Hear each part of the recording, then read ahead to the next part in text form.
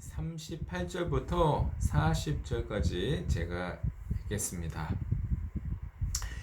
요한이 예수께 여짜오되 선생님, 우리를 따르지 않는 어떤 자가 주의 이름으로 귀신을 내어 쫓는 것을 우리가 보고 우리를 따르지 아니함으로 금하였나이다. 예수께서 가라사대 금하지 말라. 내 이름을 의탁하여 능한 일을 행하고 즉시로 나를 비방할 자가 없느니라. 우리를 반대하지 않는 자는 우리를 위하는 자니라. 네, 예수님 공생의 기간 사도 12사도 중에 한 사도였던 요한이 예수님께 질문하는 그런 대목입니다. 그런데 여기 이제 말을 보면 어떻게 할까요? 뭐 이런 식으로 묻는 건 아닌데 그 물음이 담겨 있는 것 같습니다. 잘했습니까? 뭐 이런 뜻인 것 같아요. 38절에 보면 요한이 예수께 여짜오되 우리를 따르지 않는 어떤 자가 주의 이름으로 귀신을 내어 쫓는 것을 우리가 보고 우리를 따르지 아니함으로 금하였나이다. 이게 잘한 걸까요? 이렇게 이제 여쭙는 식으로 물어보자 예수께서 39절에 예수께서 가라사대 금하지 말라. 내 이름을 의탁하여 능한 일을 행하고 즉시로 나를 비방할 자가 없느니라. 일단 금하지 말라고 했습니다. 제자들은 금했는데 예수님은 금하지 말라. 이 어떤 자, 우리를 따르지 않는 어떤 자, 이 어떤 사람은 제자들이 보기에는 크게 두 가지 특징이 있습니다. 첫 번째는 예수님의 이름으로 귀신을 쫓아냈거든요. 그 예수님이 아닌 다른 이름으로나 어떤 걸 했다면 뭐 신경도 안 썼을 것 같아요. 저자가 무슨 뭐 바알세불이나 뭐 다른 이름으로 뭐 귀신을 쫓아냈다. 그러면 신경도 안 썼겠죠. 근데 자기가 주님으로 섬기고 있는 예수님 이름으로 귀신을 쫓아내는 거였어요. 그러니까 관심이 갈 수밖에 없었습니다. 그런데 문제는 또 한 가지 문제는 뭡니까? 우리를 따르지 않더라. 예수님, 우리는 예수님을 딱 믿고 있는데, 그래서 이렇게 따르고 있는데, 예수님의 이름으로 귀신 쫓아내면서 안 따랐어요. 그러니까 우리가 하지 말라고 했죠. 이렇게 했더니 예수님께서는 금하지 말라. 왜냐하면 네 말을 들어보니 그 사람이 내 이름으로 귀신을 쫓아냈다는 것은 내 이름을 의탁하여 능한 일을 행한 사람이고 능한 일을 행한 사람이기 때문에 즉시로 나를 비방할 수가 없을 것이고 30절에 보면 그가 우리를 반대한 건 아니기 때문에 같이 따라온 건 아니지만 반대한 건 아니기 때문에 반대하지 않는 자는 우리를 위한 자니라. 우리에게 유익이 될 수 있는 사람이니 금하지 말아라. 이렇게 얘기를 한 겁니다. 자, 저는 이제 이 대목을 보고 이 예수님과 제자들의 시각 차이는 너무나 컸고 결과도 너무나 달랐죠. 금하지 말아야 될 사람. 예수님 말씀이 정답이니까 금하지 말아야 되는데 예수님의 제자들은 금했습니다. 저는 한때 소위 대침에 있었을 때 이 요한이 말했던 그리고 사도들이 했던 그런 실수를 많이 한 것 같습니다. 그래서 문득 이 말씀이 생각이 났었습니다. 어찌 보면 우리를 따르지 않는다는 이유로 우리가 금했고 그들을 대부분 판단했죠. 지금도 대부분 말로는 자기들 말고도 복음을 전하는 사람이 있을 것이다 라고는 하지만 실제로는 대부분의 기독교인들을 다 부정을 하고 무시를 하고 사실상 배척을 하죠. 그래서 어떤 기독교 단체건 전도부터 하려고 합니다. 어떤 교단에 속해 있건 그래서 저도 그렇게 했었던 것 같거든요. 저도 그렇게 했었는데, 그게 옳았을까? 예수님도 그것을 옳다고 하실까? 저 이것이 좀 신경 썼습니다. 음, 그래서 예수님의 기준을 다시 한번 좀 볼 필요가 있겠다. 그리고 사도 바울은 어떻게 했을까? 이것을 조금 생각해 보려고 합니다. 다시 한번 보시면 예수님은 한마디로 금하지 말라고 했는데, 금하지 말라는 첫 번째 이유는 내 이름으로 내 이름을 의탁하여 39절입니다. 내 이름을 의탁하여 능한 일을 행하고 즉시로 나를 비방할 자가 없느니라. 자, 예수님의 이름으로 능한 일을 한 것은 제자들도 인정해요. 그리고 예수님도 인정합니다. 예수님의 이름을 믿고 예수님의 뜻대로 살려고 하는 소위 진짜건 가짜건 기독교인들은 세상에 정말 많습니다. 그리고 교단도 굉장히 많습니다. 근데 그 사람들이 진짜 예수님의 진심으로, 그 가운데 가짜도 있겠지만 진짜도 많이 있을 수 있잖아요. 진심으로 예수님을 찾는 사람이 많이 있을 수 있습니다. 근데 예수님의 이름으로 귀신을 쫓아냈다면 예수님의 이름을 의탁했다는 것은 믿는다는 뜻인 거잖아요. 예수님의 이름을 믿고 그렇게 했는데, 그렇게 하고서 즉시로 자기를, 예수님을 비방할 자가 없을 것이다. 즉시로라는 말은 무슨 뜻일까요? 저는 이렇게 생각했습니다. 시간이 지나다 보면 마음은 변할 수 있고 믿음은 변할 수 있으니까 그럴 수 있지만, 방금 기적을 방금 행해놓고 곧바로 그 사람이 순식간에 돌변할 수 있겠느냐, 그런 의미가 아닐까, 저는 이렇게 생각을 했습니다. 그래서 네가 본 그 사람이 정말 내 이름으로 귀신을 쫓아낸, 내 이름을 의탁해서 그렇게 했다면 나를 비방하지는 않을 것이다. 이것이 첫 번째 이유였고, 그리고 그는 우리를 위한 자다. 40절에 우리를 반대하지 않는 자는 우리를 위한 자다. 여기서는 분명하게 그 사람이 나를 너희와 같은 제자일 것이다, 이렇게까지는 얘기는 안 했습니다. 똑같은 제자일 것이다, 거기까지는 분명히 우리는 알 수 없지만, 예수님은 나의 이름을 의탁한 사람이라고 이렇게 표현한 것을 봤을 때 어느 정도 믿음이 있었던 사람이 아닐까, 예수님을 믿었던 사람이 아닐까, 이렇게 생각됩니다. 그래서 그런 사람이라면 비록 예수님을 쫓는 무리와 함께하지 않더라도 예수님께서도 금하지 말라고 한 거잖아요. 그런데 우리는 우리 교단, 내가 믿는 무리에 속하지 않았다고 해서 쉽게 판단하고 금하는 경우가 있었지 않았을까? 저는 많이 있었던 것 같아요. 그래서 함부로 판단했던 것 같습니다. 그럼 이것이 도대체 무엇이냐? 다른 사람, 우리가 아닌 다른 사람을 배척하는 소위 베타주의인데, 자기만 맞다고 생각하는 것이 바로 독선이지 않습니까? 그러니까 이거 독선적 베타주의를 예수님께서는 피하라고 하신 말씀이 아닐까, 저는 이렇게 생각을 해봤습니다. 근데 독선적 베타주의는요, 요즘 많은 교단에서 좀 퍼져 있습니다. 특별히 2단인지 3단인지 4입인지는 잘 모르겠으나 그런 의심을 받는 사람들이 이런 특징이 있어요. 그래서 그 사람들이 자주 쓰는 성경 구절이 뭐냐면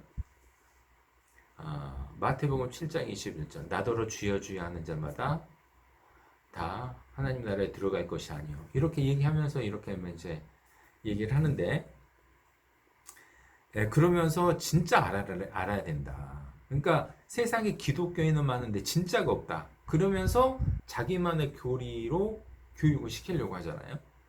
그러면서 자기 교단이 아닌, 자기가 가르치는 그 교리에 따르지 않는 사람을 다 배척하거나 무시하는 경향이 있다는 겁니다. 그래서 이것은 독선적인 그런 베타주의에 해당하고, 이것은 다른 말로 하면 영적인 교만이라고 할 수 있습니다. 그러니까 단순히 보면 우리랑 우리 안 따라오니까 우리가 그냥 배척가 있을 뿐이에요. 이렇게 얘기할 수 있지만 자기가 안 따라오는 데에서 그 사람들을 부정해 버리는 것은 교만인 거잖아요. 이 교만은 하나님이 보시는 가장 중대한 죄 중에 한 가지입니다. 그래서 우리도 모르게 그런 중대한 죄를 짓고 있었을지 모릅니다. 영적인 교만을 통해서. 그래서 이런 부분을 좀 바로 잡아야 되지 않을까 싶습니다. 여기서 한 가지만 더 짚고 넘어가자면 우리가 믿는 예수님, 예수님에 대한 자부심, 이걸 뭐라고 하는 건 아니에요. 이것은 저는 예수님 너무 소중해. 예수님밖에 몰라요. 이렇게 얘기하는 것과 자기하고 생각이 다르다고 해서 저 사람은 아닌 것 같아요. 다른 사람을 판단하는 것과는 이건 다르다는 것이죠. 그래서 예수님의 자부심을 갖는 것. 요한은 그렇게 시작은 했을지 몰라요. 저는 예수님이 최고고 예수님을 따라야 된다고 생각해요. 거기서만 그쳤으면 좋은데 왜 다른 사람을 금했냐는 거예요. 그래서 예수님에 대한 자부심을 갖는 건 좋고 복음에 대한 자부심을 갖는 건 좋은데 그걸 가졌다고 해서 다른 사람을 함부로 판단하고 함부로 금하는 것은 영적인 교만이 될 수 있다. 그래서 이 영적인 교만은 두 가지로 나타날 수 있습니다. 첫 번째, 다른 예수님을 믿는 사람들에 대한 무시로 나타날 수 있습니다. 다른 교단 사람, 다른 교회 사람을 무시하는 것도 나타날 수 있고, 두 번째는 거듭나지 않은 사람, 소위 불신자들에 대한 무시로 나타날 수 있는데 이 둘 다 우리가 피해야 될 것입니다. 두 가지다. 첫 번째는 다른 믿는 사람들, 아까도 말씀드렸지만 나더러 주여 주여 하는 자마다 다 하나님 나라에 들어가는 건 아니라니까요. 다 가짜예요. 이렇게 함부로 이렇게 평가를 하는데 그게 과연 옳은 것인가? 한번 좀 생각을 해보겠습니다. 우리가 이미 배웠는데 로마서 15장 한번 보겠습니다. 로마서 15장 20절입니다. 20절. 또 내가 그리스도의 이름을 부르는 곳에는 복음을 전하지 않기로 힘썼느니 이는 남의 터 위에 건축하지 아니하려 함이라.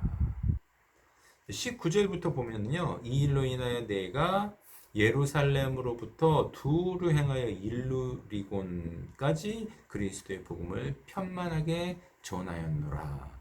그 예루살렘은 예수님의 복음이 시작됐던 곳인데 거기서부터 이제 이방 나라까지 이렇게 편만하게 골고루 다 정했는데 전하지 않은 곳이 있다.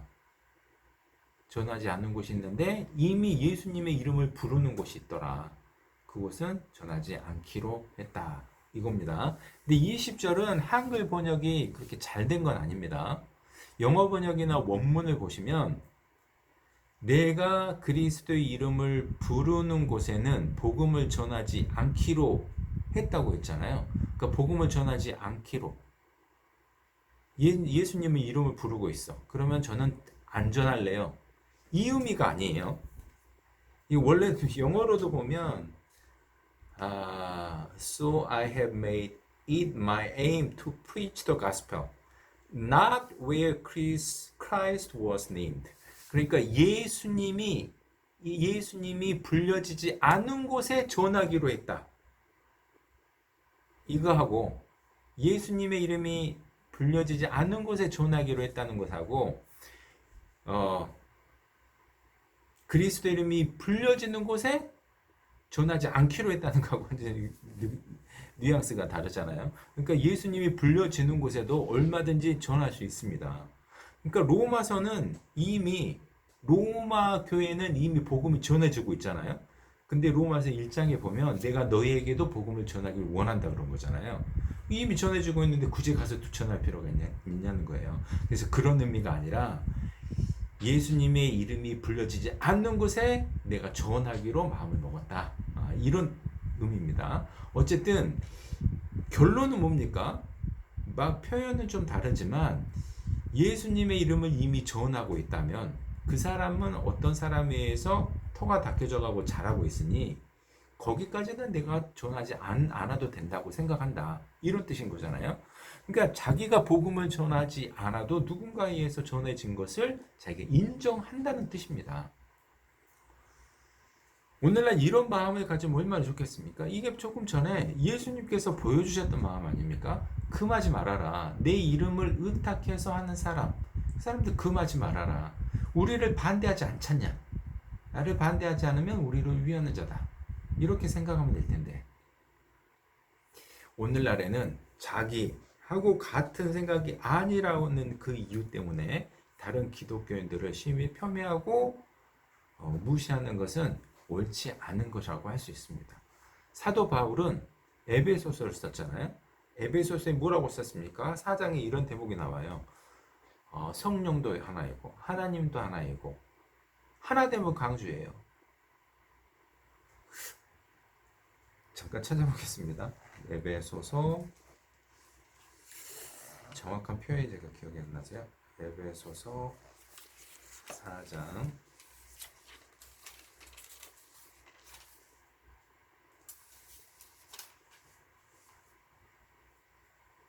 네, 4장 4절입니다. 몸이 하나이요. 몸이 뭡니까? 교회인 거잖아요. 예수님께서 몸의 머리시니까, 교회의 머리시니까 몸이 하나예요. 교회가 하나예요. 성령이 하나예요. 이와 같이 너희가 부르심을 한 소망 안에서 부르심을 입었느니라. 주도 하나요, 믿음도 하나요, 세도도 하나요. 하나님도 하나이시니 곧 만유의 아버지시라. 만유에 계시고 만유를 통일하시고 만유 가운데 계시도다. 자, 사도 바울은 다 하나다. 진리도 하나고 교회도 하나다. 그런데 사도 바울은 교회가 하나니까 하나 돼야지, 하나 되지 않고 따로 모이고 있는 저 사람들, 이 사람들을 무시했다 안 했다? 안 했다는 뜻입니다.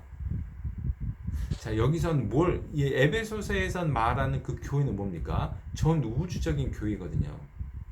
그 예수님을 머리로 삼은 사람들, 자기하고 교제는 비록 같이 안 했지만 정말 예수님을 믿음으로 거듭난 사람들은 다 한 교회거든요. 그것을 말하는 것입니다. 그런데 실제로는 육신적으로는 같이 교제하지 않는 사람이 있을 수 있다는 뜻인 거잖아요. 그래서 이 구분을 분명을 했고 자기하고 상관없이 복음이 전파될 수 있다는 것을 얼마든지 인정을 했다는 것이고, 결국에는 이것이 예수님께서도 요한에게 했던 얘기였다는 것입니다. 동일하다는 것입니다. 그래서 우리도 이 부분 생각해 보면 뭐 우리랑 같은 교제를 하고 있지 않다고 해서 함부로 판단할 것은 아니구나. 네. 저는 이런 10년 동안 전도인 생활하면서 이곳저곳에서 여러 사람을 만났습니다. 필리핀에서도 만났고 미국에서도 만났는데요. 미국에서 어떤 분을 만났는데 이분은 정말 거듭난 그리스도인 같았어요. 그러니까 대화를 해보면 교제가 돼요. 근데 저만 그렇게 느끼는 것이 아니라 그분을 전도를 했던 자매님께서 그렇게 얘기를 하는 거예요. 이분은 진짜 거듭나신 것 같아요. 그런데 교회에서 교육받은 내용으로는 그럴 수가 없는 거잖아요. 그래서 그 자매님이나 저나 이분은 정말 거듭난 것 같다. 그럼에도 불구하고 우리식으로 계속 했어요. 이게 얼마나 어리석었냐는 것입니다. 그러니까 우리 교회화, 지금은 우리 교회라고 말하면 또 안 되는데, 아무튼 그때 당시에 대칭화를 시키려고 일을 많이 썼던 것 같아요. 이게 정말 어리석었던 것 같습니다. 그러니까 하나님은 다양한 방법으로, 다양한 장소에서 다양한 문화에 있는 사람들을 다양하게 이렇게 건지실 수 있는데, 우리는 딱 틀에 갇혀가지고 이것이 정답이다. 그리고 여기서 나가는 사람은 우리가 금하였나이다. 이렇게 했던 것이 얼마나 영적으로 교만한 일이었으며 하지 말아야 지셨는가 지금 반성하게 되고, 저도 그랬었다고요. 그래서 더욱더 반성이 됩니다. 그래서 이렇게 사도 바울이 전하는 이 말씀이라든가 예수님께서 요한에게 했던 그 말씀만 제대로 새겼어도 우리가 그런 실수를 하지 않았을 텐데, 지금 조금 늦었지만 우리가 다 그렇게 한번 새겨보자는 얘기입니다. 그리고 이 타 교단을 무시하고 배척하는 것은 정말 어리석은, 그 자체로 어리석은데요. 예를 들어보겠습니다. 디침이라는 얘기를 자꾸 해도 되는지 모르겠네요. 아무튼 카톨릭을 인정하지 않잖아요. 그러니까 개신교도 마찬가지입니다. 개신교도 기본적으로 카톨릭은 배척하는데, 카톨릭에 있는 사람 중에 거듭난 사람이 있을까요? 없을까요? 저는 있을 수 있다고 생각합니다. 카톨릭의 그 교리는요, 잘못됐어요. 완전 잘못됐습니다. 뭐 마리아를 숭배하고 또 무슨 뭐 많은 뭐 미사를 드리고 이런 거 정말 잘못됐어요. 그리고 오늘날의 카톨릭은 옛날의 카톨릭 초대하고는 완전히 다릅니다. 근데 오거스틴은 있잖아요. 오거스틴 아시죠? 4세기에 살았던. 그 당시에는, 지금은 이제 카톨릭이라는 하나의 큰 교파가 이제 됐지만 당시는 카톨릭이라고 부르진 않았습니다. 그런데 엄밀하게 말하면 이제 카톨릭의 시작 부분에 오거스틴이 있었거든요. 그리고 카톨릭의 어떤 종교적인 그런 그 의식 같은 거 같이 했던 사람이거든요. 근데 오거스틴은 기독교인들도 아주 중요시 생각합니다. 그 사람은 믿는 사람이라고 생각하고, 그 카톨릭은 배척하면서도 그런 사람은 무시를 하는 거예요. 그 루터도 잘 생각해보면 원래 카톨릭 신부였잖아요. 근데 거기서 그 안에서 다른 데서 교육을 받고 카톨릭을 배척한 것이 아니라 그 안에서 생각을 함으로써 이게 잘못됐구나 깨우쳤던 사람입니다. 그러니까 그런 사람들이 루터하고 오거스틴만 있었던 건 아니에요. 많진 않긴 않지만 있을 수 있다는 겁니다. 근데 카톨릭은 무시하면서 루터나 오거스틴은 받아들인다. 이것도 조금 웃기죠. 칼빈은 장로교죠.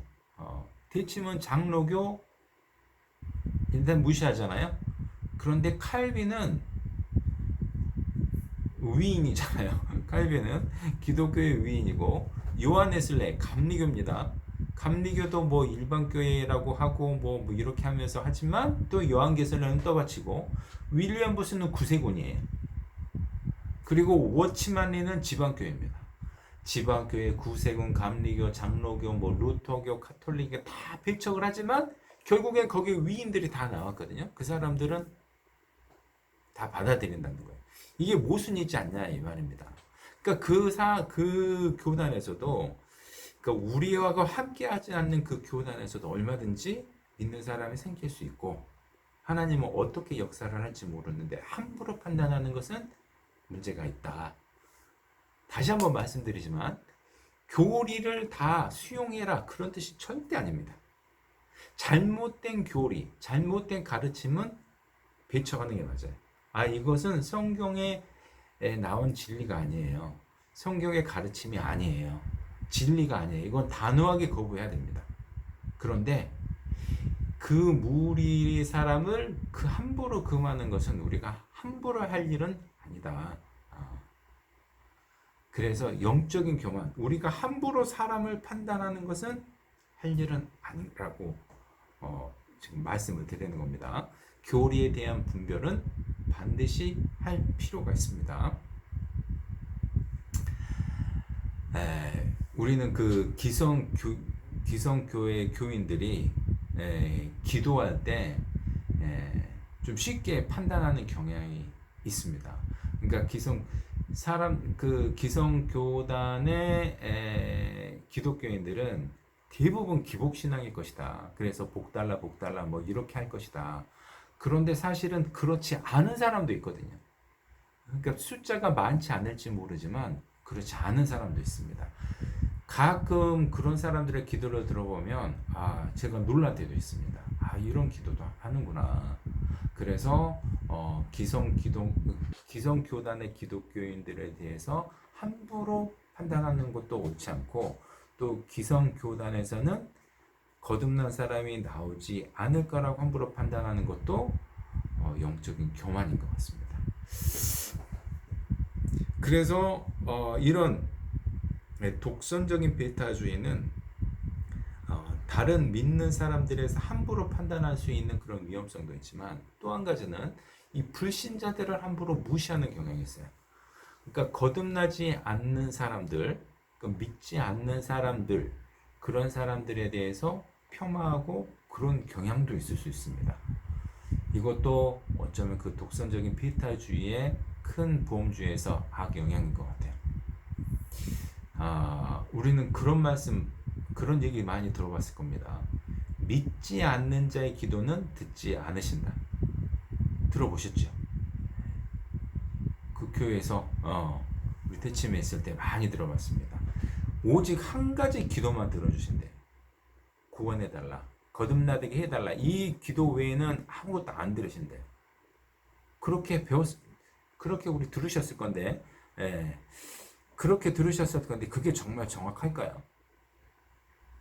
그렇지 않습니다. 성경에는 그렇지 않은 경우가 굉장히 많아요. 예를 들면 예수님께서 만났던 백부장, 로마의 백부장이 자기 부하가 있었습니다. 자기 사랑하는 부하가 너무 아파요. 그러니까 백부장이 예수님께 와서 내 부하 좀 낫게 해주세요, 이렇게 구하잖아요. 백부장이 예수님이 믿었습니까? 아니면 내 부하 낫게 해주시면 제가 믿을게요, 그랬습니까? 전혀 그러지 않았어요. 그러지 않고 내 부하 좀 낫게 해주세요. 예수님 낫게 해주셨죠. 수로보니게 여인은 이방인이었는데 자기 딸의 귀신에 들렸습니다. 예수님께 와서 부르짖었어요. 제 딸 좀 낫게 해달라고. 이 수로보니게 여인도 예수님을 믿었기 때문에 그랬습니까? 물론 그 능력은 믿었습니다. 근데 그를 메시아로 믿었나요? 아니면 신자가 되겠다고 했나요? 그런 적이 없었거든요. 근데 그 사람도 구원해 주셨습니다. 또 문둥병 걸린 10사람을 구원해 줬더니 나중에 돌아온 사람은 한 사람밖에 없었죠. 나머지 9은 어디 있느냐?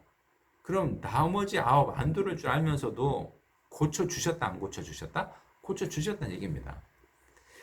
그러니까 우리는 흔히 생각하기에 하나님께 뭔가를 구한다면 불신자들은 아무거나 구하고 아무것도 안 들어주실 걸로 생각하지만, 구원받는 거 외에는, 거듭나는 거 외에는 기도를 아예 안 들어주셔.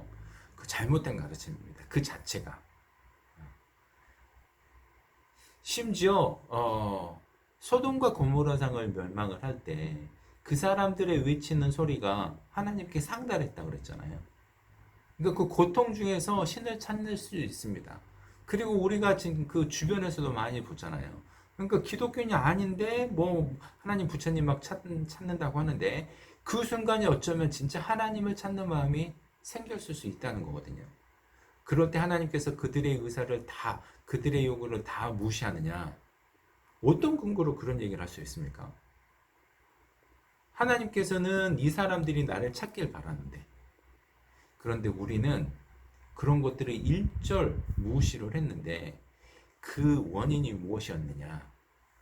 우리는 거듭난 사람들, 우리는 제대로 믿는 사람들, 저 사람들은 제대로 못 믿는 사람들, 저 사람들은 근처에도 못 간 사람들 하면서 교만한 마음을 품었던 거예요. 이것이 얼마나 어리석었을까요? 심지어 하나님께서는 사탄의 요구도 들어주십니다. 사탄의 요구. 욥을 한번 시험해 보시게요. 그러니까 들어주셨습니까? 안 들어주셨습니까? 물론 그 계획은 그 사탄의 소욕을 들어줬다는 뜻은 아니죠. 그런데 귀신 들린 자가 예수님께 또 구합니다. 저희들 저 돼지에 들어가게 해주세요. 돼지에 들어가게 했잖아요. 그러니까 심지어 사탄의 얘기도 들어주시는 이유는 뭡니까? 그게 하나님 마음에 합당했을 때, 그게 필요하다고 느꼈을 때, 거듭난 사람이든 아니든 하나님께 부르짖는다면, 저자가 나를 찾고 있구나, 그렇다고 생각돼도 얼마든지 할 수 있는 거거든요. 근데 우리는 그런 것들을 다 깡그리 무시하고 그랬었다는 것입니다. 그러면서 생각 안 나는 그런 말씀이 있었어요. 그게 뭔지 한번 찾아보겠습니다. 누가복음 18장입니다.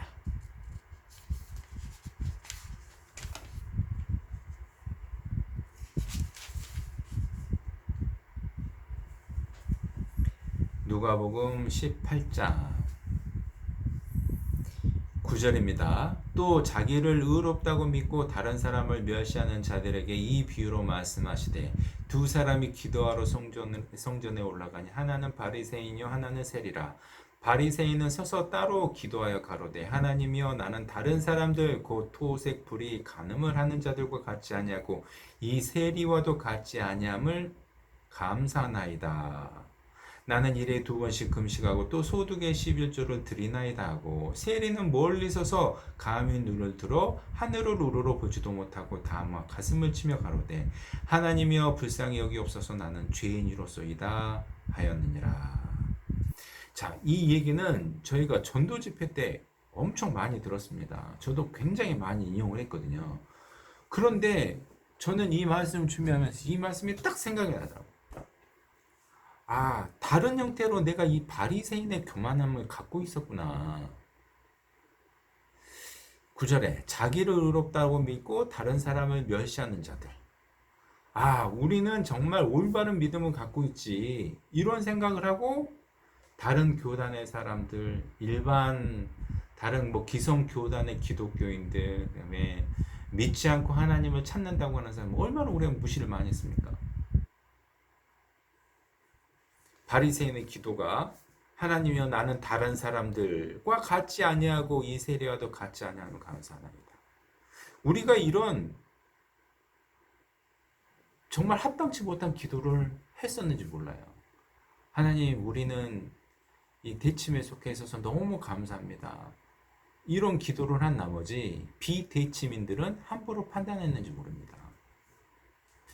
오늘 대침을 비판하는 것이 초점이 아니고 그것이 초점이 아니고 우리가 한때 잘못된 가르침을 받았구나. 그래서 잘못된 영향으로 우리도 모르게 영적인 교만함에 빠져 있을 수 있다. 이거 다시 한번 생각해 보자는 겁니다. 그 잔재가 혹시 아직까지 남아 있을 수 있거든요. 그래서 함부로 판단하고 그 사람들에 대해서 함부로 정죄하는 그런 습성이 남아있진 않을까. 그래서 오늘 이 말씀을 통해서 한번 되돌이켜 보자는 얘기입니다. 그게 어쩌면 우리도 모르게 영적인 교만함에 대해서 우리 신앙을 성장을 시키지 못하는 것으로 만들 수 있지 않을까 싶습니다.